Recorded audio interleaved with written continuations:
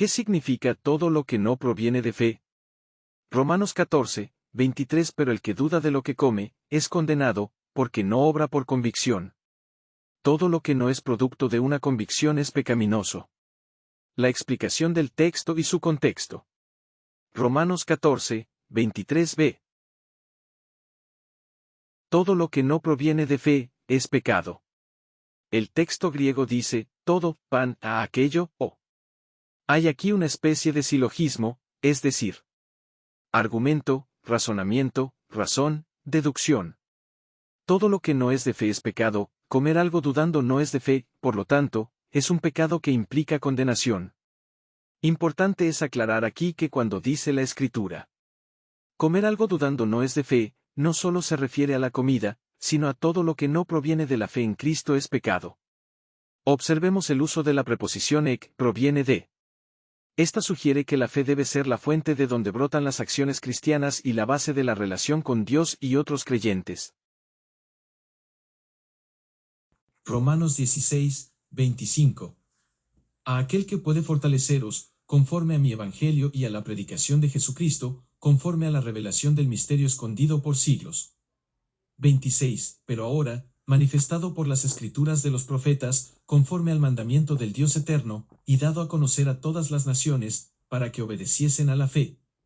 27. Gloria a Dios, el único sabio, por los siglos de los siglos, en Jesucristo. Amén. La explicación dice, y al que puede confirmaros según mi evangelio y la predicación de Jesucristo. Pablo concluye la epístola con una doxología. Y al que puede, toi de dinamenoi, es decir, y al que es dinámicamente capaz, o al que tiene poder dinámico. La referencia es, por supuesto, a Dios. Confirmaros, humas esteirixai, es el aoristo infinitivo de esteirizo, que significa, hacer firme, hacer estable. La expresión, según mi evangelio, kata tu evangelion moupa significa, el evangelio que predico, la frase, y la predicación de Jesucristo, kaitu keirugma Jesu Christo a es, probablemente, epexegética, usada para aclarar o ampliar el sentido de la frase anterior. Es decir, el evangelio predicado por Pablo era concretamente una proclamación cuyo contenido era la persona de Jesucristo. La revelación del misterio, Apocalipsis Mysterio, refiriéndose a la proclamación del mensaje de la muerte y resurrección de Cristo que fue predicado por los apóstoles y por la Iglesia tanto a judíos como a gentiles. El tema de la salvación mediante la fe en la persona de Cristo era un secreto que estuvo escondido en Dios desde los tiempos de los siglos, cronois aionios. El vocablo, ha mantenido oculto, sesigeimeno es el participio perfecto, voz pasiva de sigao, que significa estar en silencio. El participio perfecto sugiere un estado o condición. Es decir, la revelación del misterio estaba en un estado de silencio hasta el tiempo determinado por Dios. Romanos 16, 26. Pero que ha sido manifestado ahora, faneroteutos de nun. Pero que, de ella sugiere contraste entre las edades pasadas, los tiempos de los siglos, y lo ocurrido a raíz de la muerte, resurrección y exaltación de Cristo.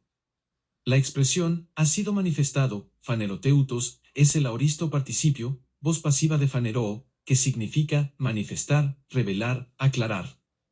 El aoristo señala la realidad del suceso y la voz pasiva sugiere que la revelación tuvo una causa o agente que la produjo.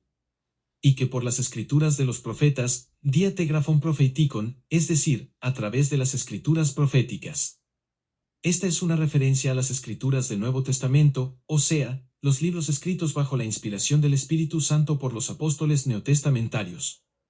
Según el mandamiento del Dios eterno. La verdad del Evangelio ha sido revelada a través de los escritos inspirados en conformidad con la voluntad de Dios. La expresión, el Dios eterno, Toa Yonioteo, se usa solo aquí en el Nuevo Testamento y, literalmente significa, el Dios de las edades, se ha dado a conocer a todas las gentes para que obedezcan la fe.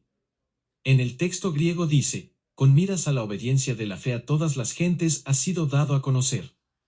Esta frase expresa la meta de la proclamación del mensaje del Evangelio entre los gentiles para que escuchen y crean en Jesucristo. El hombre que escucha el Evangelio no tiene excusa delante de Dios. Romanos 16, 27. La epístola concluye con una doxología que afirma que solo hay un Dios digno de recibir gloria y honra.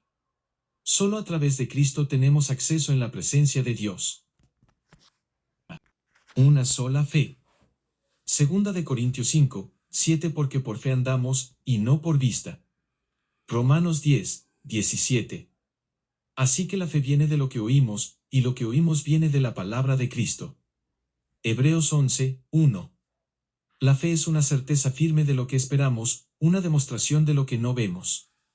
6. Pero sin fe es imposible agradarle, porque el que se acerca a Dios debe creer que Dios existe, y que se convierte en galardonador de los que le buscan. Esto es el significado de Romanos 14, 23. Pero el que duda de lo que come, es condenado, porque no obra por convicción. Todo lo que no es producto de una convicción es pecaminoso. Romanos 14, 23b.